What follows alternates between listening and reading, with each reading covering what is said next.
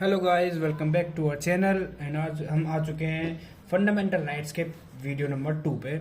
और ये हमारी लास्ट वीडियो रहेगी फंडामेंटल राइट्स की पॉलिटी। ठीक है, हमने पिछली बार किए थे 18 तक। आज हम आर्टिकल 19 से स्टार्ट करेंगे। एक बार रिवीजन देख लेते हैं। तो किस किस को याद है? एक बार अपने पेन पेपर स्टार्ट उठा लो, ठीक है, और स्टार्ट करते हैं। साइड फंडामेंटल राइट्स होते हैं 14 से 18 राइट टू इक्वालिटी, ठीक है। राइट टू फ्रीडम हमारा होता है 19 to 22, और राइट अगेंस्ट एक्सप्लॉयटेशन 23 से 24, right to freedom of religion 25 से 28, कल्चर एंड एजुकेशन राइट्स 29 से 30, राइट टू प्रॉपर्टी 31 जो हटा दिया था हमारा, ठीक है, हटा दिया था लेकिन 300A में ऐड कर दिया था जो, ठीक है, पार्ट 3 में, पार्ट 12, और राइट टू कॉन्स्टिट्यूशनल रेमेडीज। और फंडामेंटल राइट्स हमारे आते हैं पार्ट 3 में, ठीक है। तो इतना हमने ये सब कर चुके थे। तो आज जो हम करने जा रहे हैं वो है आर्टिकल नंबर 19 से। आज हम खत्म कर देंगे, ठीक है। चलो बिना किसी बातचीत के स्टार्ट करते हैं। और आप कैसे हो ये बता दो बस। बढ़िया, मैं भी बढ़िया हूँ। चलो स्टार्ट करते हैं। Right to freedom of speech and expression, right to assemble peacefully without arms, ठीक है, राइट टू फॉर्म एसोसिएशन और यूनियंस और cooperative societies, right to move free in India territory, right to reside and settle, मतलब कहीं भी रह सकते हो। अभी बताता हूँ, रुक जाओ, पहले पढ़ लेते हैं। Right to practice and profession, right to property but it is deleted by 44th amendment act. दिख तो रहा होगा सबको, दिख रहा है ना? ब्राइटनेस थोड़ी सी बढ़ा देता हूँ मैं, ये लो, ठीक है।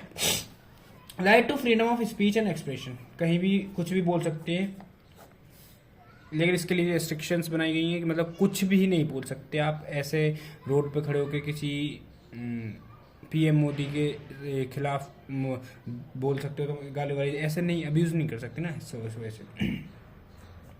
तो बोल सकते हैं, आपका हक है, ठीक है, अधिकार है, और एक्सप्रेस करने का अपनी बात होगा। Right to assemble peacefully without arms, बिना हथियार के, लड़ाई झगड़े के, ठीक है।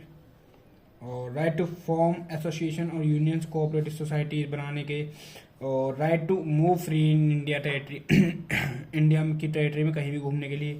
सॉरी, राइट टू रिसाइड, इसके लिए भी रेस्ट्रिक्शंस लगती है, not restrictions, exceptions, sorry my bad, exception. जैसे कि अब अगर हम इसमें लिख रहा है कि right to move free in India territory, but भैया आपने कहा था कि हम ट्राइबल सोसाइटी में ऐसे जा नहीं सकते, वहाँ रोक देते हैं, तो उसके लिए वो हमारा एक एक्सेप्शन हो गया, ठीक है, कि ट्राइब्स की जो कल्चर है उसको प्रॉब्लम ना आए, ठीक है। इस वजह से to save the tribal culture हम बाहर वालों को आने नहीं देते, मतलब वो बाहर वालों को आने नहीं देते कभी कभी किसी ये जनजाति में, प्रजाति में।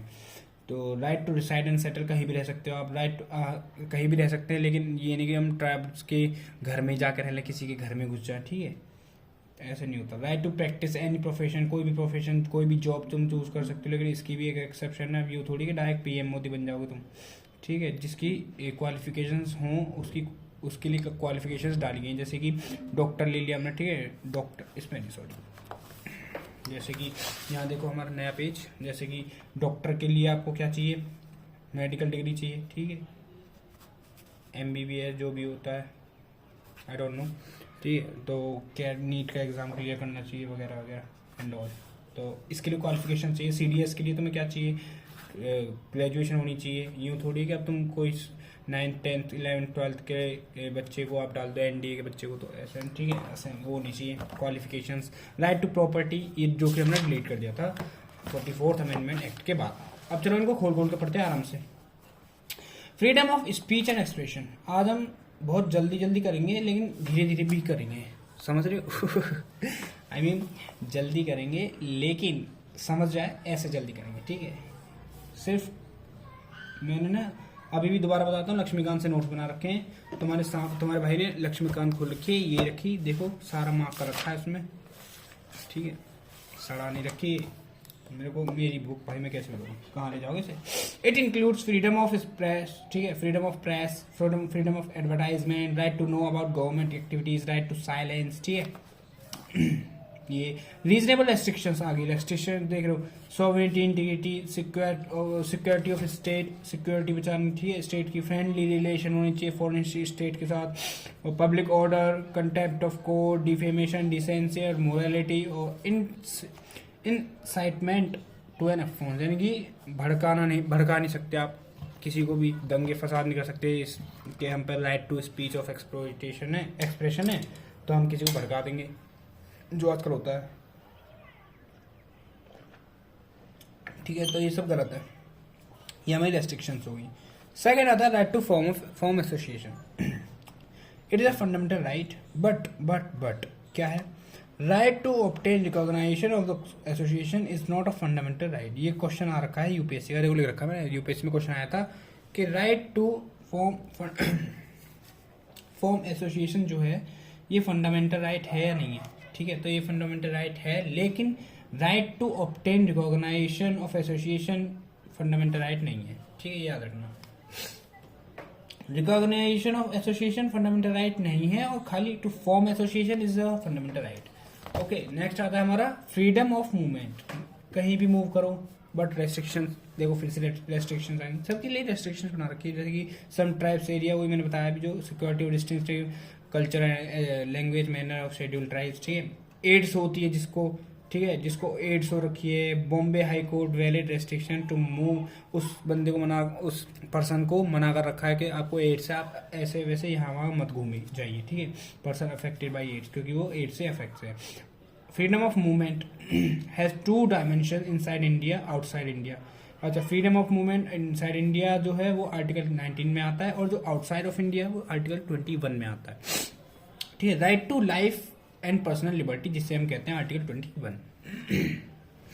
याद रहेगा, freedom of movement has two dimension, कौन कौन से, inside India, outside India. Article 19 में कौन सा आता है, inside India. Article outside India जहाँ घूमते हैं उसको कहते हैं right to life and personal liberty, जो कि हमारे आर्टिकल 21 में आता है, वो 19 में नहीं आता।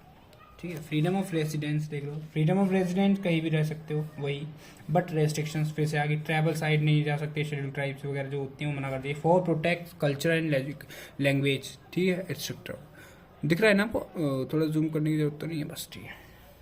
ठीक है, कहीं भी रह सकते हो। अब ऐसा थोड़ी है कि तुम अपनी गर्लफ्रेंड के यहाँ गए, वहाँ पे उसकी मम्मी से कहा कि मम्मी जी हम रह लेते हैं, आंटी जी, मम्मी जी बोलोगे वैसे आप तो, ठीक है, कि हम रह लेते हैं इसके यहाँ, थोड़ा सा चाय पानी नाश्ता कर लीजिए, क्योंकि हम पे क्या है, 4th पॉइंट है, क्या है, फ्रीडम ऑफ रेजिडेंस। ठीक है, तो ऐसा नहीं है, राइट टू स्पीच, उसका हाथ मारने चलेंगे, वही है। चलो, इन चारों के लिए एक निमोनिक्स भी याद आ गया। अच्छा, एक लास्ट है हमारा right to freedom of profession. इसको याद करने का एक तरीका मेरे एकदम माइंड में क्लिक किया, अभी बताता हूँ तुम लोगों को। फ्रीडम ऑफ प्रोफेशन क्या है, कुछ भी करो, जॉब, बिजनेस, ट्रेड, रेडी पे ठेला लगाओ, कुछ भी करो, गोलगप्पे बेचो। ठीक है, वो आपका राइट है। चलो, लेकिन लीगल तरीके से, इलीगल नहीं। देखो, हम लेंगे एक लड़का, ठीक है, इसकी है गर्लफ्रेंड, ठीक है, कोई लड़की ये बना दी तुम्हारे भाई ने, बढ़िया सी चोटी वाली लड़की। ठीक है, 2 चोटी है इसकी, बाल हैं, ये लो, ये लड़का हैंडसम सा, ठीक है, ये लड़की थोड़ी ये लो, बस। अब ये इसके, ठीक है, इसकी गर्लफ्रेंड है। अब देखो कैसे याद होता है, freedom of speech and expression, इसने इसको आई लव यू बोल दिया, freedom of speech and expression, speech, ठीक है, एक्सप्रेस कर दी अपनी दिल की फीलिंग उसको। ठीक है, एक्सप्रेशन। अच्छा, सेकंड आता है, दिख रहा है ना, अब पहले आ गई मैं, freedom of speech and expression. अब इसने कहा कि यार मैं तो कमाऊंगा बढ़िया, ठीक है, नहीं मानी। ठीक है, मान गई जब इसने बहुत मेहनत करी, एक्सप्रेस की, पहले स्पीच के जरिए इसने बोला, ये नहीं मानी, फिर इसने अपनी दिल की बात एक्सप्रेस की, गुलाब देंगे, रोज़ देंगे। ठीक है, ये लो गुलाब दे दिया, ऐसे ही गुलाब है थोड़ा, लड़की भी ऐसी है। ठीक है, ये हो गया freedom of speech and expression. Right to association, अब राइट सेकंड आता है right to association, right to association. इसमें क्या होता है, अभी इसने ग्रुप बनाया, किसका, मम्मी पापा दीदी भैया इन सबका। ठीक है, ये लो, पापा मम्मी दीदी तीनों गए, ये बंदा ये रहा। ठीक है, राइट टू एसोसिएशन इसने बना दिया ग्रुप। ठीक है, अब देखो फ्रीडम ऑफ मूवमेंट है, मूवमेंट बनना है भैया। चलिए लोग, कहाँ चले? उसके घर। किसके? लड़की के। लड़की रहती है, ठीक है, लड़की रहती है यहाँ पे। फ्रीडम ऑफ मूवमेंट आ गया। फोर्थ आता है फ्रीडम ऑफ रेजिडेंस। इन्होंने कहा हम तो यहीं घर बसाएंगे, हम तो इसी के साथ घर बसाएंगे। Freedom of residence. इन लोगों ने मान लिया कि चलो ठीक है, आप रह लो यहाँ पे। इसके घर वाले मान गए। ये रहे घर वाले इस लड़की के, ये इसका भैया, इसकी मम्मी। बोल दिया यस, ठीक है कर लो शादी, ठीक है, मान गए। इनको रख लिया, बोला घर जमाई रह ले। फ्रीडम ऑफ रेजिडेंस मान गए, ले शादी वादी होगी, ठीक है। उन्होंने पूछा लड़का क्या करता है, तो उसने बोला ये जॉब करता है मेरी, बढ़िया। Freedom of profession.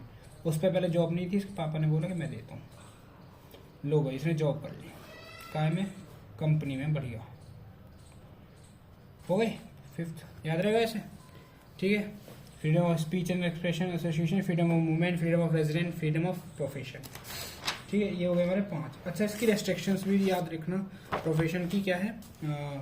For doctor वगैरह, वही स्पेस के हर कोई उन खोल सकता है। स्पेस साइंटिस्ट चाहिए था उन्हें तो, लेकिन इसके लिए क्वालिफिकेशन ही नहीं है इस पर, ठीक है। वो कंपनी में काम करता है, इसको स्पेस साइंटिस्ट चाहिए था, इस पर क्वालिफिकेशन नहीं है। तो यहाँ पे ये वाला 5th जो है हमारा फ्रीडम ऑफ प्रोफेशन, ये गलत हो गया। इस लड़के ने कहा मेरे पे 5 थे, लेकिन ये गलत हो गया। अच्छा, उसके बाद चलो फ्रीडम ऑफ रेस्ट्रिक्शन। ये लोग बोले हम तो महल में रहेंगे, हम तो महल में रहते हैं। ये रहा भाई महल, नहीं सॉरी, हमारी झोपड़ी है एक छोटी सी, लड़की वाले हैं, हमारी छोटी सी झोपड़ी है, हम तो इसमें रहते हैं, आप महल में रहते हो। ले भाई थोड़ा सा ज़्यादा बड़ा घर बना दिया, ठीक है। कोई वो नहीं करेगा, लड़का लड़की वाली छोटी लड़की ऐसा कुछ नहीं। चलो तो कोई लड़का रहता है यहाँ पे, ठीक है, लड़की रहती है यहाँ पे, बड़े घर की अमीर पापा की बेटी, ठीक है। चलो उसने कहा तुम तो इसमें रहते हो, तुम हमारे यहाँ कैसे आओगे, तुम गरीब हो, नहीं आओगे। ये हो गया, कट गया फ्रीडम ऑफ रेजिडेंस, ठीक है। फ्रीडम ऑफ मूवमेंट, कहीं भी। अच्छा, ये गरीब घर का लड़का हमारे यहाँ आ गया, ये लो थोड़ा सा बड़ा घर बनाया इसका, हमारे यहाँ कैसे आ गया?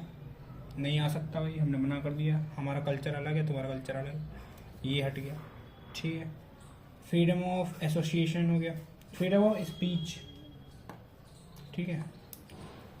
एक्सप्रेस नहीं किया अभी इसने, आई लव यू बोला, इसने थप्पड़ मार दिया, कट गया सारी, ठीक है। लेकिन इसका एंड में शादी हो गई थी तो ऐसे याद रखना, ठीक है।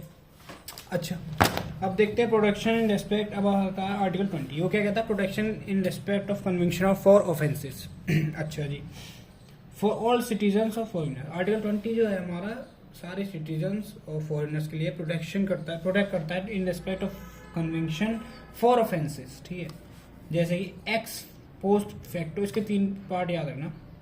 ये देखो आर्टिकल 20, इधर आर्टिकल 20 पहला है इसका x post facto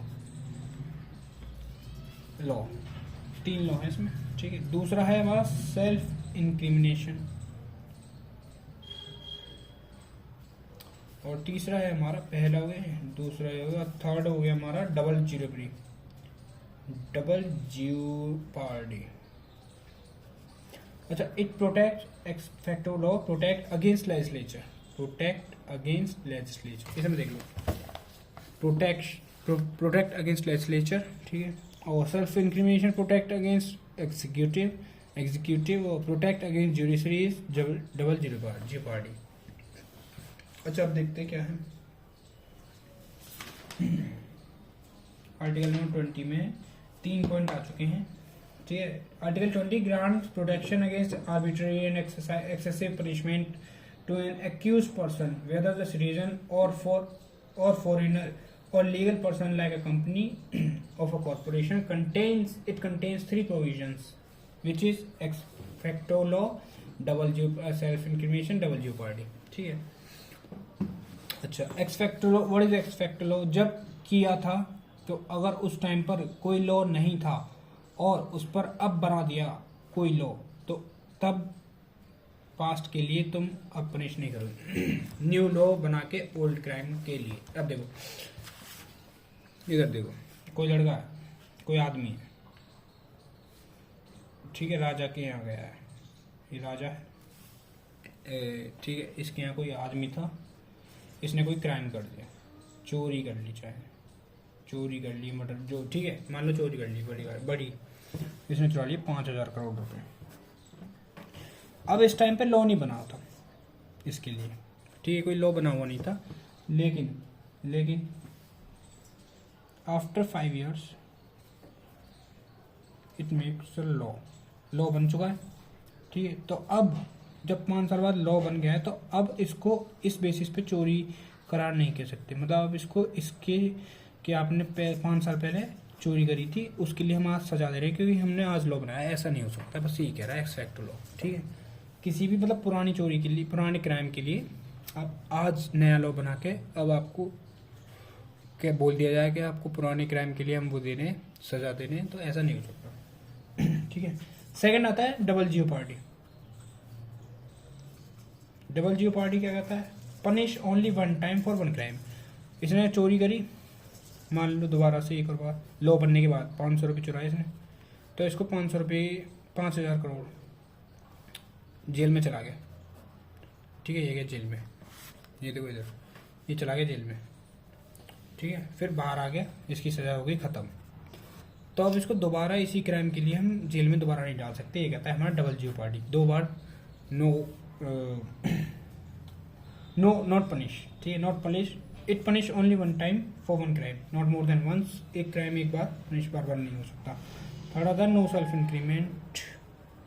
no self incrimination is the, खुद के केस में खुद ही विटनेस नहीं हो सकता हूँ, ठीक है, कोई भी हो जाए, तुम इसने चोरी किया तो ये खुद नहीं कह सकता कि भाई मैंने चोरी नहीं करी, ठीक है, इसे कहते हैं no self incrimination. Okay, ex factor law article 20 में आता है ओनली फॉर क्रिमिनल्स, ठीक है, ex factor law only for criminal case, not for civil law और टैक्स लॉ, ठीक है। ये टैक्स लॉ और सिविल लॉ के लिए नहीं होता, नहीं, नॉट, ठीक है, ये कहा गया टैक्स लॉ और सिविल लॉ के लिए नहीं होता। कौन सा? X factor law, it is only for criminal cases, crime करो उसके लिए होता है, क्राइम किया हो, नॉट करो, ओके। और डबल जियोपार्डी ये होता है कोर्ट वगैरह के लिए, कोर्ट ऑफ लॉ और जुडिशियल ट्राइब्यूनल, ठीक है, जुडिशियल ट्राइब्यूनल हो गया। Not for civil law, it is only for tax, और ये टैक्स के लिए भी नहीं होता। नॉट फॉर डिपार्टमेंट और एडमिनिस्ट्रेटिव अथॉरिटीज, क्योंकि वो जुडिशियल में नहीं आती, ठीक है, जो डिपार्टमेंट और एडमिनिस्ट्रेटिव अथॉरिटीज होती है वो जुडिशियल में नहीं आती, इसलिए ये सिर्फ जुडिशियल के लिए होता है, इतना याद रखो। It is only for judicial tribunal, ठीक है, और कोर्ट ऑफ लॉ। अच्छा, नो सेल्फ इंक्रिमिनेशन ये होता है एविडेंस के लिए, ओरल एविडेंस, डॉक्यूमेंट्री एविडेंस, ठीक है, या ओनली फॉर क्रिमिनल या सिविल वाले में विटनेस बन सकते हैं, किसमें? नो सेल्फ इंक्रिमिनेशन में। अच्छा, 3 आर्टिकल हैं, 14, 19 और 21, दिख रहा है, ये हमारे इसको बोलते हैं गोल्डन ट्रायंगल ऑफ राइट्स, याद रखना, 14, 19 और 21, ठीक है। अच्छा, अब आता है हमारा 21, protection of life for personal liberty, ठीक है, available to citizens and non citizens both, ठीक है। No person shall be deprived of his life और personal liberty except according to procedure establish by law, okay. Arrest कर लो, ठीक है, according to law, arrest detain फालतू में कर लेना हो नहीं सकता, ठीक है। 1950 में गोपालन केस आर्टिकल 21 से is only against arbitrary executive actions for not from arbitrary legislative actions, ठीक है। The state can deprive personal liberty of a person based on a law. This is because of the expression procedure established by law in article 21, ठीक है, समझ आया। Due process of law क्या है? Mention in America constitution, ये जो है due process of law, ये मेंशन है अमेरिकन कॉन्स्टिट्यूशन में, जो कि है लॉ कितने भी बेवकूफ़ हो लॉ कितना भी बेवकूफ़ हो बट वो क्वेश्चन नहीं होगा, ठीक है। नॉट चैलेंज की कैसा लॉ है या थोड़ा ढंग का होता, ऐसा कुछ नहीं होगा, ठीक है। लॉ बन गया तो बस बन गया, उस पर क्वेश्चन नहीं होगा। 1978 में मेनका केस आया, सुप्रीम कोर्ट ओवर रूल्ड गोपालन केस जजमेंट। जो गोपालन केस था ना, आर्टिकल 21 में only against arbitrary executive actions not from arbitrary legislative actions. तो ये इस पे जो सुप्रीम कोर्ट था इसने ओवर रूल्ड किया 1978 में, किसमें, मेनका केस में। Right to life and personal liberty can be deprived by a law, हो सकता है, but law procedure is reasonable fair justice, ठीक है, जस्ट होना चाहिए, फेयर होना चाहिए, रीजनेबल होना चाहिए लॉ, तब हो सकता है। Right to life and personal liberty can be deprive, ठीक है भाई, लॉ सॉरी दिख ही नहीं रहा तुम लोगों को, तो बोलते नहीं, ये रहा।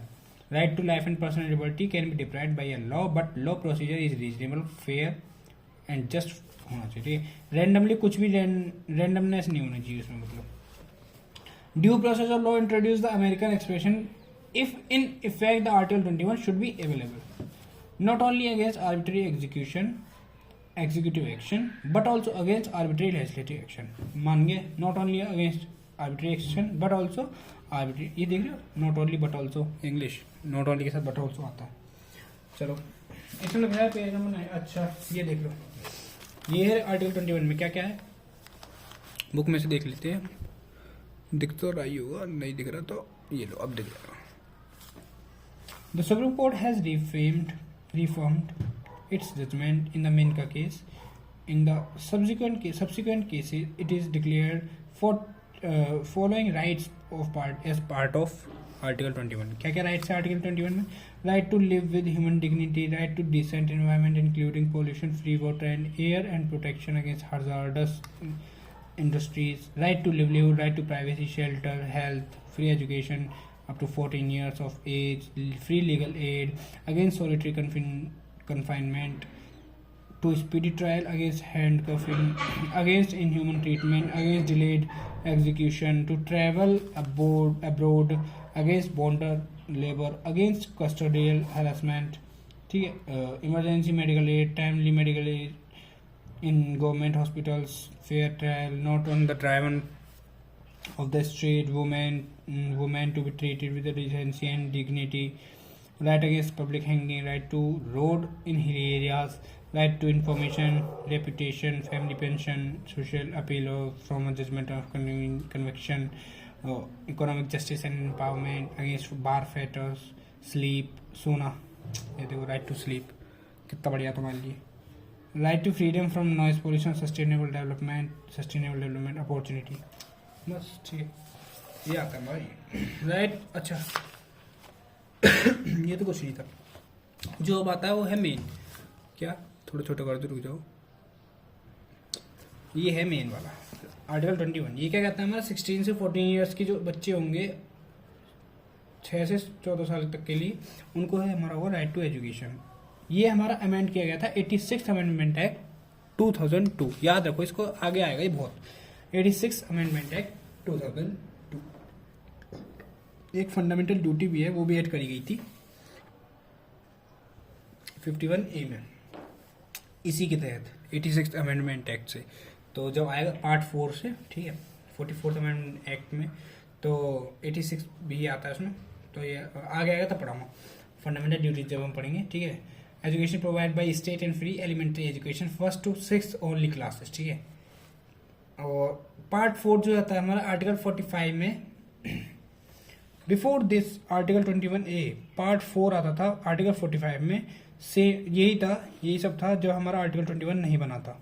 आर्टिकल 21A जब नहीं बना था तब आर्टिकल 45 था हमारा राइट टू एजुकेशन पार्ट 4 में, लेकिन सेम वो DPSP था, वो जस्टिशिएबल नहीं था, इसलिए हमने अमेंड किया ये 86 अमेंडमेंट एक्ट 2022 से और 21A बना दिया गया, समझे। एक बार समझ लो, हमारा पहले 21A नहीं था, नहीं है, ठीक है। फिर हमने क्या, ये और जो है राइट टू एजुकेशन, फिर ये कहाँ था, ये था हमारा आर्टिकल 45 में पार्ट 4 में, ठीक है, आर्टिकल 45 पार्ट 4 में था, लेकिन ये हमारा DPSP में आता था, ये जस्टिशिएबल नहीं था, इट इज़ नॉट जस्टिशिएबल, ठीक है, जस्टिशिएबल नहीं था। जो जस्टिशिएबल नहीं था तो हमको जस्टिशिएबल बनाना था, तो हमने फिर आर्टिकल 21A डाला, किसके तहत, 86 अमेंडमेंट एक्ट 2002 के तहत, 86 अमेंडमेंट एक्ट 2002 के तहत हमने ये बनाया, ठीक है, बस ये बताया था। अच्छा, आर्टिकल 22 देखो, prohibition against arrest and detention. Punitive detention, arrest crime करा, प्रिवेंटिव डिटेंशन, अरेस्ट दोबारा क्राइम ना करे। दो होते हैं, प्यूनिटिव और प्रिवेंटिव। तो प्यूनिटिव तो होता है कि अरेस्ट कर लिया, क्राइम कर ले तो उसको क्राइम कर ले तो अरेस्ट कर लो। और प्रिवेंटिव होता है कि कोई गुंडा मोबाइल है वो क्राइम ना करे, उसको अरेस्ट कर लिया बिना ट्रायल, बिना कन्वेंशन और टू अरेस्ट के, ठीक है। Right to inform of ground of arrest, ठीक है, पुलिस को बताना होगा उसको कि आप मुझे क्यों अरेस्ट कर रहे हो, ठीक है, पुलिस बताएगी। लॉयर ले सकता है, वो कोई क्रिमिनल है उसके बारे में बात हो रही है अब। आर्टिकल 22 कहता है अगर आप क्राइम करते हैं जो कि नहीं करना चाहिए, तो आर्टिकल 22 आपको सेव करता है। सेव नहीं, आपको कुछ चीज़ें देता है। क्या क्या देता है, क्या आप जैसे पुलिस अरेस्ट करनी है तो आप पूछ सकते हो कि क्या क्यों अरेस्ट कर रहे हो जी आप हमें। लॉयर ले सकते हो आप, ठीक है। Right to consult and defend by legal protection, वही और practitioner, sorry. Right to produce in front of magistrate 24 घंटे के अंदर अंदर आपको मैजिस्ट्रेट के आगे खड़ा करना पड़ेगा, नहीं तो वो पुलिस छोड़ देगी तुम्हें। ये किसी को पता नहीं होगा शायद आज तक, पता होगा तो बहुत बढ़िया, नहीं पता तो अब पता चल गया ना। अगर आप अरेस्ट हो जाते हो, अगर 24 घंटे के अंदर आपको मैजिस्ट्रेट के आगे या कोर्ट में ले जाके खड़ा नहीं किया तो आप छूट जाओगे, ठीक है, निर्दोष साबित होती, निर्दोष हो आप। Right to be release after 24 hours unless the magistrate authorise for the detention, ठीक है। नॉट अवेलेबल, अच्छा जी आगे देखो, नॉट अवेलेबल क्या क्या नहीं है available. To an enemy alien, कोई एनिमी एलियन हो उसके लिए नहीं है ये सब। अ पर्सन अरेस्टेड और detain under a preventive detention, crime नहीं किया तब भी जेल में डाल रखा है तब भी नहीं हुआ, ठीक है। इलीगल माइग्रेंट है। Second part of article 22 for protect alien illegal migrant preventive, वही वाला, ठीक है। Arrest only for 3 months advisory board, जो वो है प्रिवेंटिव वाला, वो आपको अरेस्ट कर सकते हैं 3 months के लिए, चाहे वो कोर्ट में दिखाए या ना दिखाए। और जो कोर्ट वोट वाला वो सब बताया वो मैंने प्यूनिटिव के लिए बताया, ठीक है, जिसने क्राइम किया था उसे। प्रिवेंटिव वाला तो आपको अरेस्ट कर लेगा 3 महीने, उससे ज़्यादा नहीं। अब पहले बीच में 2 महीने कर दिया था, लेकिन अब फिर से 3 महीने ही है। चलो के बिना क्यों अरेस्ट करा बताना जरूरी है भाई। बिना एडवाइजरी बोर्ड को police can be arrested for 3 months, ये रहा, वही मैंने बता दिया।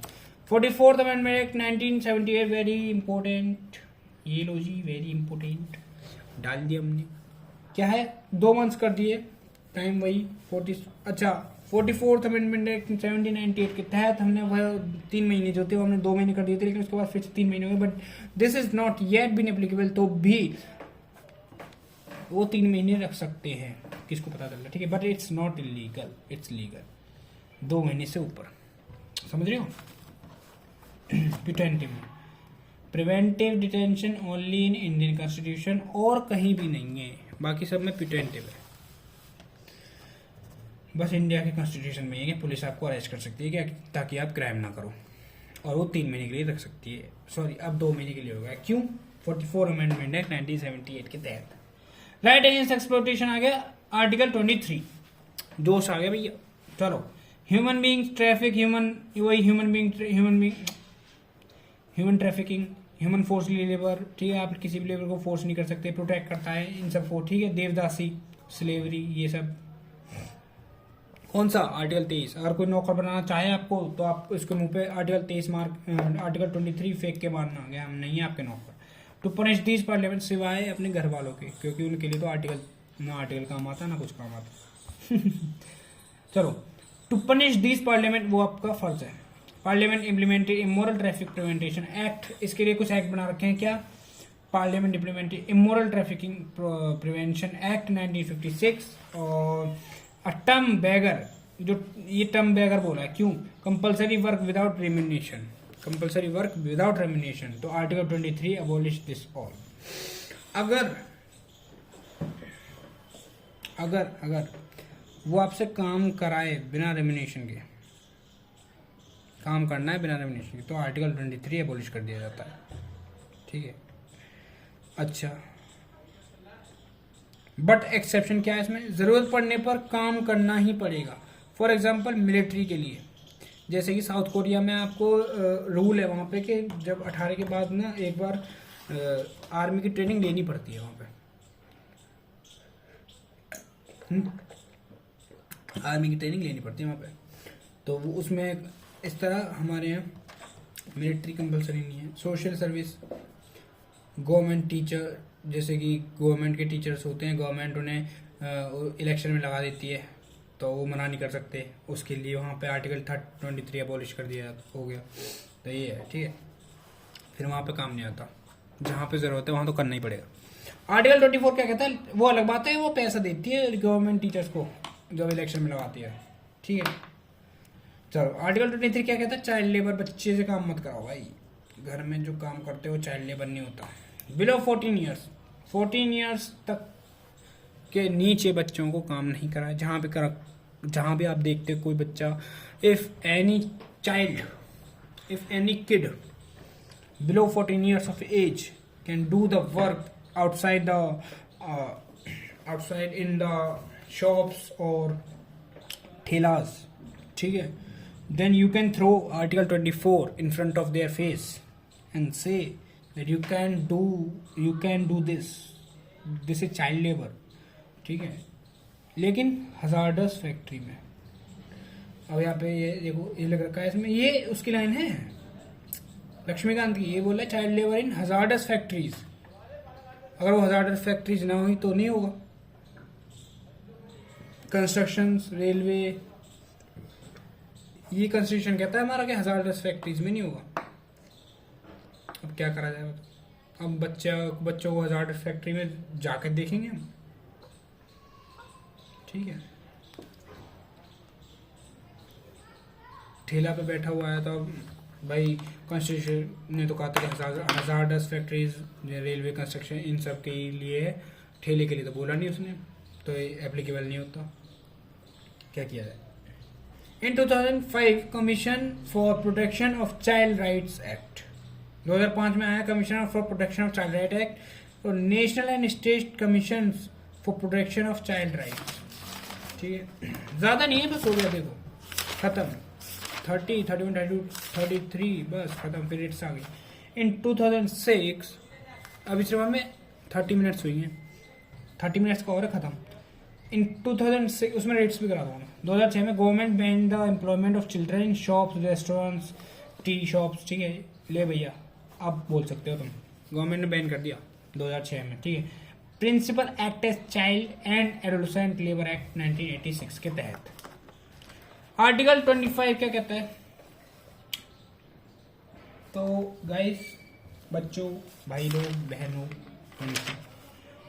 all persons have right equally entitled to freedom of religion, freedom of conscience, right to freely profess, practice and propagate religion। आप कुछ भी कर सकते हो, कोई सा भी धर्म अपना सकते हो, ये हमारा आर्टिकल 25 कहता है। ये पूरा धर्म लिख लो, रिलीजन लिख लो, रिलीजन, ठीक है, पूजा पाठ सब उसी के लिए आता है आर्टिकल 25। ठीक है। अच्छा, ये क्या कहता है, does not allow forcibly conversion because it impinge on freedom of conscience. ये इम्पिंच करता है फ्रीडम ऑफ कॉन्साइंस को, क्या आप किसी को भी फोर्सली कन्वर्जन नहीं करा सकते, उसका क्या आप हिंदू हो मुस्लिम बन जाओ, मुस्लिम हो हिंदू बन जाओ, बट क्या कार्य होता है, फोर्सली नहीं करा सकते। ये हमारा हनन कर देगा आर्टिकल 25। आप मतलब वो बंदा हमारे आर्टिकल का गलत वो कर देगा और आप जा सकते हो कहाँ, कोर्ट में। क्यों? क्योंकि ये जस्टिसेबल है। These rights are subject to public order, morality, health and other provision. ठीक है, पब्लिक ऑर्डर, मोरालिटी, हेल्थ और other, don't do any rituals kind of, जिससे किसी की हेल्थ पर फर्क पड़े, किसी की मोरालिटी पर फर्क पड़े, किसी की पब्लिक ऑर्डर या अदर प्रोविजन पे फर्क पड़े। ठीक है, याद रखना, ऐसे कोई रिचुअल्स नहीं करने। ये हमारे एक्सेप्शन चल रहे हैं। जरूरत पड़ने पर स्टेट भी एक्सेप्शन अभी आएंगे। ये हमारा आर्टिकल 25 चल रहा है, सॉरी। जरूरत पड़ने पर state is permitted to restrict regulate any economic, financial, political, or other secular activity associated with religious practice. Proof for social welfare and reform or through open Hindu. ठीक है, जैसे पर्दा प्रथा थी वो हटा दी, तो वो हटा सकती है और लगा भी सकती है ज़रूरत पड़ने पर। एक्सेप्शन देखो इसके पास, अगर तुम्हें दिखता नहीं है तो बोला मत करो, मैं बोल तो रहा हूँ भाई, दिख जाएगा अपने आप, क्या फ़ायदा, ज़रूरी देखने में क्या है, सुनने में ज़्यादा इंपॉर्टेंट है, देखने में लिखो सुनो लिखे सुनो। एक्सेप्शन आर्टिकल 25 दिख रहा है, इतना वो भी नहीं है। No one can carry weapon wearing, no one can carry weapon wearing, airport वगैरह पर कहीं कोई पहन सकता है, लेकिन एक्सेप्शन क्या है इसका, सिखों को अलाउ होता है, वो जो उनका वो होता है कृपान वो, ठीक है, तो एक्सेप्शन था। आर्टिकल 26 देखते हैं जल्दी जल्दी। Freedom to manage religion affair, वही आ गया फिर से रिलीजन अफेयर। रिलीजन के ग्रुप की बात की हो तो जैसे कि हैज रिलीजियस इंस्टीट्यूशन के पास 4 राइट्स है, कौन कौन से, right to establish and maintain institution for religious and charitable, right to manage its own affairs in matter of religion, ठीक है, कोर्ट नहीं देखेगा, खुद ही देखो, खुद ही मैनेज करो। Right to own and acquire movable and unmovable, right to administer such property in according to law. Article 25 guarantee right to individual, Article 26 guarantee right to group। बस ये बोल रहा है, देखो दिख गया, राइट। आर्टिकल 25 गारंटी करता है इंडिविजुअल को, आर्टिकल 25 गारंटी करता है ग्रुप को। रिलीजियस डोमिनेशन क्या होता है, क्वेश्चन पूछा गया, ये मैंने पढ़ा दिया क्या तुम्हें, मुझे ऐसा लग रहा है मैंने पढ़ा दिया, नहीं पढ़ा, ये मैंने सिर्फ बताया था उस दिन शायद, कोई बात नहीं। Religious denomination should be a collection of individuals who have doctrine system of belief, ठीक है, रिलीजियस डोमिनेशन क्या होता है, should be a collection of individual who have doctrine of system of belief, common organisation को belong करते हैं वो, और it should be designated by distinctive name, कोई डिस्टिंक्टिव नेम होना चाहिए। ये तक खास नहीं था, जो मेन वाले हैं बस वो याद रखो, जैसे हमें 25 हो गया, 12, 14, 19, ठीक है, 16, 17, ये देखो आर्टिकल 27 क्या कहता है, बट अच्छा रिलीजन, अभी तो रिलीजन नहीं चलेगा, क्यों, क्योंकि हमारे भाई रिलीजन है, कहाँ तक है भाई ये हमारे हैं भैया, कहाँ तक, 28 तक, कहाँ से भैया, ये हमारे हैं 25 से, पक्की बात है।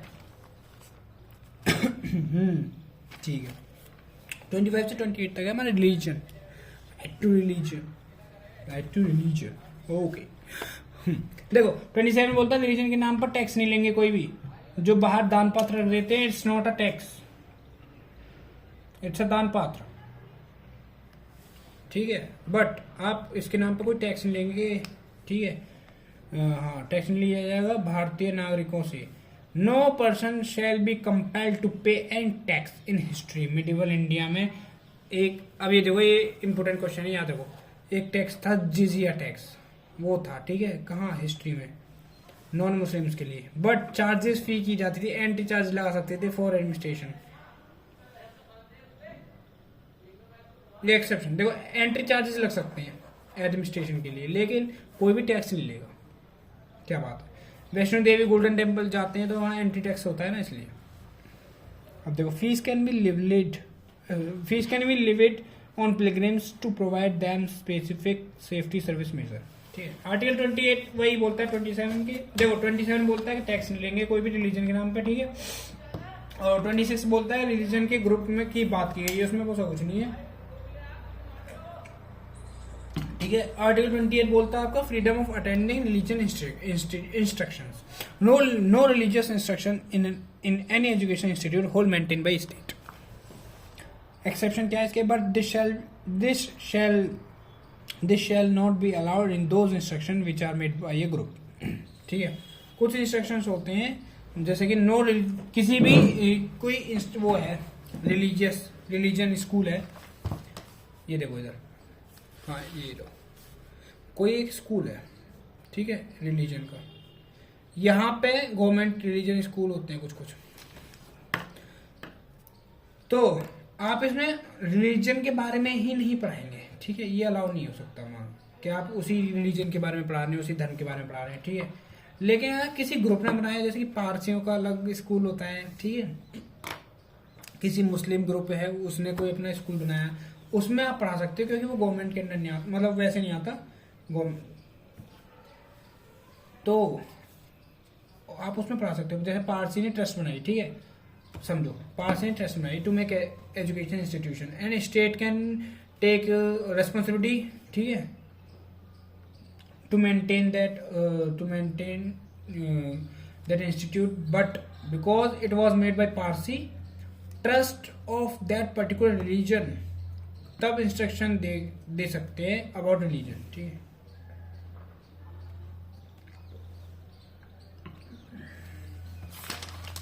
अगर वो पारसी का बना हुआ स्कूल है तो वो तब इंस्ट्रक्शन दे सकते हैं, वैसे नहीं दे सकते। आर्टिकल 29-30 दोनों बोलते हैं कल्चरल राइट्स और एजुकेशन और माइनॉरिटीज राइट्स, जो कि आजकल बहुत चल रहा है, बहुत। क्यों? ये राइट बहुत ही ज़्यादा इंपॉर्टेंट है, ये आएगा, लिख के ले लो, क्योंकि अभी अलीगढ़ मुस्लिम यूनिवर्सिटी, अलीगढ़ वाली देखा होगा आपने ऑब्वियसली, अलीगढ़ मुस्लिम यूनिवर्सिटी पे यही चल रहा है मुद्दा, आर्टिकल 30 माइनॉरिटीज। अब तो शायद खत्म हो गया, पता नहीं, मैंने देखा नहीं वो, देखो चलो। आर्टिकल 29 कहता है protection of interest of minorities. अभी इस पर ध्यान दो। Protection of interest of minorities, language, script, culture, education institution जिसमें स्टेट एड करती है और सपोर्ट करती है, तो उससे किसी को रोका नहीं जा सकता, ठीक है, रोका नहीं जाएगा एडमिशन में।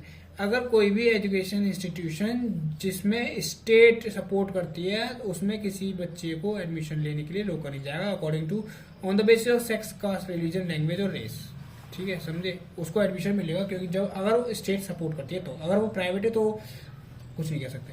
फर्स्ट प्रोविजन और सेकंड प्रोविजन। फर्स्ट प्रोविजन क्या कहता है इसका? प्रोटेक्ट राइट ऑफ ग्रुप, और second provision guarantee right to individual, ठीक है, he she before belong citizen. और फर्स्ट प्रोविजन इसका right to group, right of group, ठीक। Section of citizen include minority और मेजोरिटी। सुप्रीम कोर्ट ने कहा, यार सुप्रीम कोर्ट भूल जाता हूँ यार मैं कभी ऐसे लिख के। सुप्रीम कोर्ट वोट मांगता है, सुप्रीम कोर्ट ने कहा वोट मांगता है धर्म के नाम पर, इट्स ऑल्सो करप्शन प्रैक्टिस, ठीक है, तो ये नहीं होने की। अगर धर्म के नाम पर कोई वोट मांगता है तो ऑल्सो करप्शन प्रैक्टिस, वो नहीं होगा, और मतलब वो करप्शन प्रैक्टिस मानी जाएगी, तो वो गलत है। इसका मतलब basis of language you can ask, language के बेस पे आप मांग सकते हो वोट, ठीक है, ये कहता है हमारा supreme court. Article 30 important, AMU वाला चल रहा है अभी मुद्दा। क्या मुद्दा है उसमें? उसमें यही मुद्दा है कि वो माइनॉरिटीज में बनाया हुआ है नहीं, ठीक है।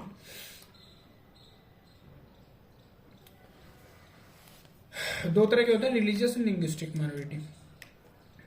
अच्छा, इसमें आप बुक, ये मैं बुक पता है क्यों रख देता हूँ? ये इसलिए क्योंकि कुछ चीज़ें इसमें लिखनी भारी पड़ जाती हैं, तो मैं सोचता हूँ बुक में देखो। All minorities have Article 30 grants the following rights. दिख रहा है ना? Right to minorities, whether religious or linguistic. All minorities shall have the right to establish and administer educational institution of their choice. The compensation amount fixed by the state for the compulsory acquisition of any property of a minority educational institution shall not restrict or abrogate the right guaranteed to them. This provision was added by 44th Amendment Act 1978 to protect the right of minorities. In this regard, the act deleted by the right to property as a fundamental right, Article 31. ठीक है, delete हो गया वो article 31 में, act to right to property. In granting aid, the state shall not discriminate against any educational institution managed by the minority. Thus, the protection under Article 30 was confined only to minorities, religious or linguistic. ठीक है, does not extend to any section of citizens As under Article 29, however, the term minority has not been defined anywhere in the Constitution. Minority education institution are 3 types. अब देख लो कौन कौन से होते हैं. Institution that seek recognition as well as aid from the state, state ने support किया हो. Institution that seek only recognition from the state, not aid. Institution that neither seek recognition nor aid from the state. ठीक है, समझ गए. तो यही था हमारा article 30. The right of minorities to establish the administration. Okay. अच्छा, और क्या है? When a state abrogate acquires a property of a minority institution with a valid compensation, तो वो ठीक रहेगा. ठीक है, आप मतलब कि कोई प्रॉपर्टी खरीद रहे हैं उस जगह की, ठीक है, प्रॉपर्टी होगी ऑफ माइनॉरिटी इंस्टीट्यूशन की, लेकिन आप पैसे दे रहे हैं, कंपेंसेशन दे रहे हैं, तो वो ठीक है. Article it is aid by article 44. State can not discriminate against educational manage by the minorities. Article 29 जो होता है हमारा for all individual. Article 30 only for minority. Right conferred on minorities under article 30. No any reserve discrimination against minorities. Minorities चल रही है. आ गए हम article 32 पे. उसके बाद आपको हम पढ़ाएंगे 32, बस last. This is our last right to constitution remedies. आगे भी लो, आगे पहुंच गए. बेसिक फीचर है, सुप्रीम कोर्ट कहता है, ठीक है, कॉन्स्टिट्यूशन का. बेसिक फीचर कौन सा है? आर्टिकल 32. अगर ये नहीं होगा तो सारे राइट बेकार है. आर्टिकल 14 से 30 तक टू प्रोटेक्ट करता है फंडामेंटल राइट्स को, जो आर्टिकल 14 से 30 तक हैं. और if they are violated, doctor B R Ambedkar called article 32 is the most important article constitution. कुछ नहीं है अगर ये आर्टिकल 32 नहीं है. ये अपने doctor B R Ambedkar ji ने कहा था. It can not be deleted और अमेंड. ठीक है, ये ना डिलीट होगा ना अमेंड हो सकता है. F R violate, fundamental rights violate हो गए, सुप्रीम कोर्ट जाओगे. पहला. दूसरा, supreme court shall have power to issue direct order और writs for enforcement of any fundamental rights. Writs होते हैं हमारे, भी पढ़ाऊंगा. ठीक है, 5 तरह के होते हैं. और पार्लियामेंट चाहे तो एम्पावर कर सकता है दूसरी कोर्ट को. इस रिट को अभी तक ऐसा किया नहीं गया, वैसे अभी तक ऐसा किया नहीं गया कि पार्लियामेंट चाहे तो इस रिट को एम्पावर कर सकता है दूसरी कोर्ट को इशू करने के लिए. ठीक है. Right to move supreme court, किसी से ले नहीं, रोक नहीं. अच्छा, right to move supreme court, कोई भी जाओ, कोई रोक नहीं सकता ना आपको. ठीक है. आर्टिकल 359 कहता है, आर्टिकल 359 के तहत नेशनल इमरजेंसी में ये वाला रोका जा सकता है. कौन सा? Right to move supreme court. ठीक है, जब इमरजेंसी होगी तो. इमरजेंसी कब होती है? वॉर वगैरह हो जाती है वगैरह वगैरह. ठीक है. Article 32 guarantee effective expeditious inexpensive summary remedy for protection of fundamental rights. Article 32 use only when fundamental rights violate, not used for statutory rights, customary rights, so on. याद रखो, खाली फंडामेंटल राइट्स के लिए होता है. ठीक है, ये स्टैच्यूटरी राइट्स, कस्टमरी राइट्स के लिए नहीं होता, लाइक नॉन फंडामेंटल राइट्स. ठीक है. No to implement fundamental rights, power original दोनों है. पावर ओरिजिनल है दोनों पर, सुप्रीम कोर्ट पर भी, हाई कोर्ट पर भी, but not have exclusive power. ये हो चुके हैं हमारे खत्म. ठीक है. और कुछ बाकी चीजें हैं वो देख लो. Writs, habeas corpus, mandamus, prohibition, certificatory, quo warrant. Basically तो इनके मीनिंग आते हैं कि इसका मतलब क्या होता है. Supreme court issue for enforcement, supreme court issue for enforcement. ठीक है. High court only enforcement for, मतलब हाई कोर्ट भी कर सकता है, सुप्रीम कोर्ट भी कर सकता है, but also for other purpose. लेकिन for fundamental right supreme court करता है.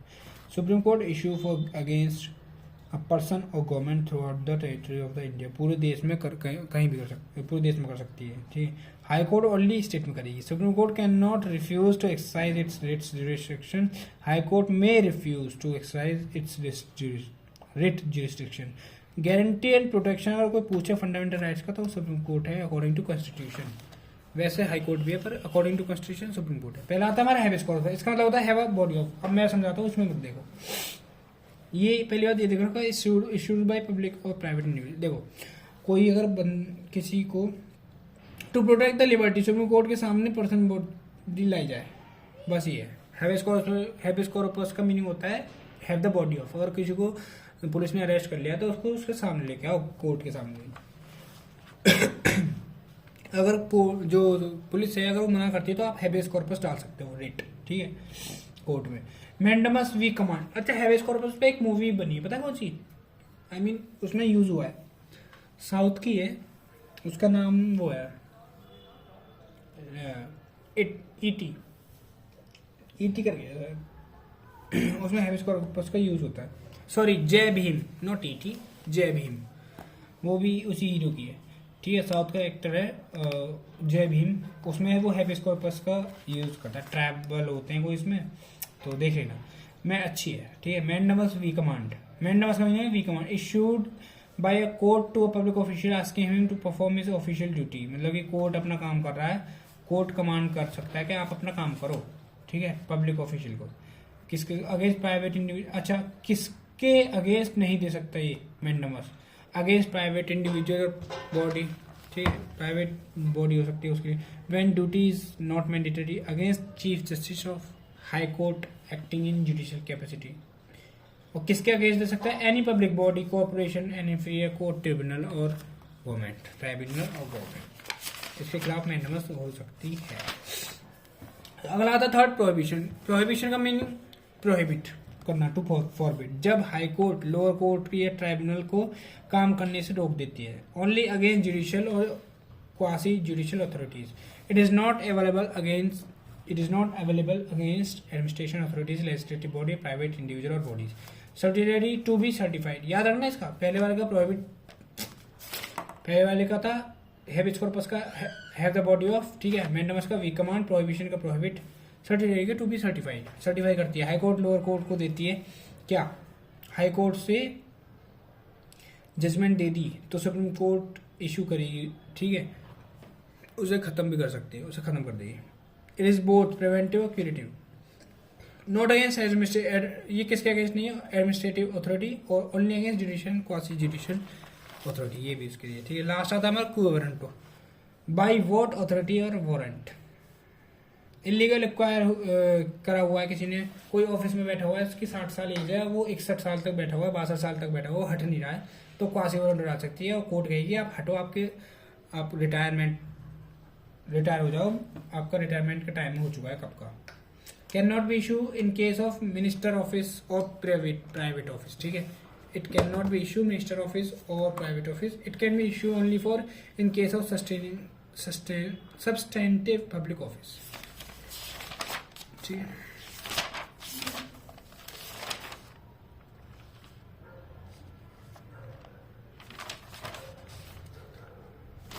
अच्छा देखो article 33 arm forces and fundamental rights. Parliament है power to abrogate restrict fundamental rights of members of arm forces, paramilitary forces, police forces, intelligence agency and all.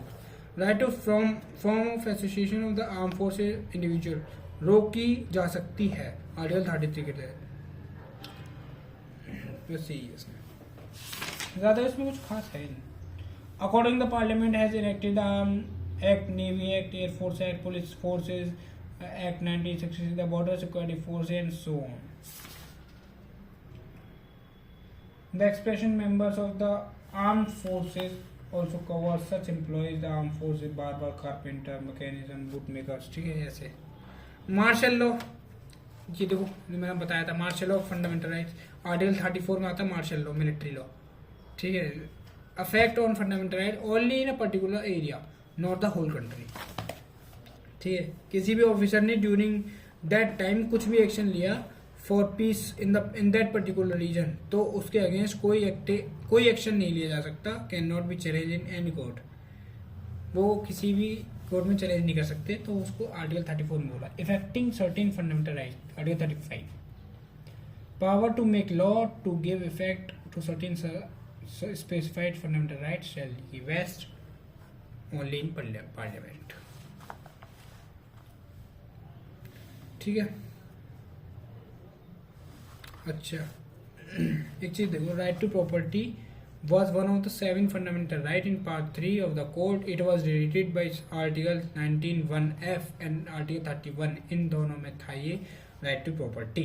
Amendment हुआ 44th 1978 में, they both are deleted. Article 31A, 31B, 31C has been added. 44th Amendment Act of 1978 abolish right to property 19(1)(f), article 31 from part 3. This act inserted a new article 300A. ये 300A में पहुंच गया, मैंने बोला ना वही। अब जो मेन है वो देखो तुम, ये सब छोड़ो, मैंने बता दिया तुम्हें। आर्टिकल 31A, 31B और 31C are exceptions of fundamental rights. क्या है, अगर ये 5 आर्टिकल 19 और 14 को वॉलेट करें तो वो वैलिड है। क्या है भाई, देखो आर्टिकल 30 एक्सेप्शन है बहुत बड़े वाले। Acquisition of state and related rights of state, taking over management of property by state, amalgamation of corporation हो सकता है, राइट टू इक्वलिटी वॉलेट करे तो बट वैलिड है अकॉर्डिंग टू दिस, और extinguish or modification of mining leases, extinguish और modification of rights of share holder directors and corporatives. 31B, act and regulation under 9th schedule not being challenge in court. अगर वो fundamental rights wallet करते हैं तब भी वो करते हैं, ठीक है। 1973 में केशवानंदा भारती केस जो था उसमें बोला गया, सुप्रीम कोर्ट ने कहा दे हैव चैलेंज ओपनली, अगर वो बेसिक स्ट्रक्चर वॉलेट करते हैं तब। अगर 9th शेड्यूल में जो भी एक्ट और रेगुलेशन है अगर वो वॉलेट करते हैं फंडामेंटल राइट्स को तो वो वैलिड होंगे, ये उसको चैलेंज नहीं किया जा सकता सुप्रीम कोर्ट में। ये तो कहता है 31B, लेकिन फिर सुप्रीम केशवानंद भारती केस में क्या कहा गया सुप्रीम कोर्ट ने कि अगर वो चैलेंज करते हैं बेसिक स्ट्रक्चर को, ओपनली चैलेंज कर, ठीक है, 9th शेड्यूल में जो एक्ट और वो है रेगुलेशन, तब हम उसको कोर्ट में चैलेंज कर सकते हैं। नॉट चैलेंज करते हैं, वॉलेट करते हैं, सॉरी, ठीक है, बेसिक स्ट्रक्चर को। इन वामन राव केस 1980 में 24 अप्रैल 1973 से पहले कोई लॉ 9th शेड्यूल में रखा और उससे फंडामेंटल राइट या बेसिक स्ट्रक्चर भी वॉलेट होता है तो वो लीगल है, तो चैलेंज नहीं कर सकते, ठीक है।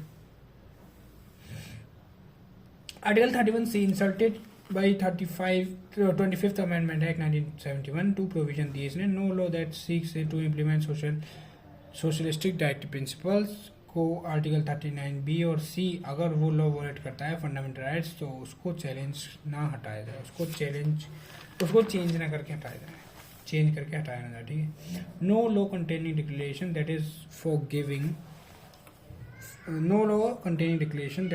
Giving effect to such polity shall be questioned in any court. First provision of 31C has been held to be constitutional and valid. तो गाइस ये होते हैं तुम्हारे बच्चों, भाई लोग, फंडामेंटल राइट्स खत्म। अब जो आएगा हमारा DPSP आएगा, लेकिन मैं सोच रहा हूँ DPSP पढ़ाने से पहले तुम लोगों को फंडामेंटल ड्यूटीज पढ़ा दी जाए, क्योंकि फंडामेंटल ड्यूटीज है बिल्कुल आधे घंटे की, 15 मिनट मुश्किल से लेगी, कुछ है नहीं इसमें, ठीक है, जो कि हम कल पढ़ेंगे आज। ध्यान रखो, बोर्ड तो नहीं हुए, आई होप सो नहीं होगा भाई, पढ़ लो ध्यान से, ठीक है, पढ़ते रहो। जय हिंद, कल मिलते हैं नई वीडियो के साथ।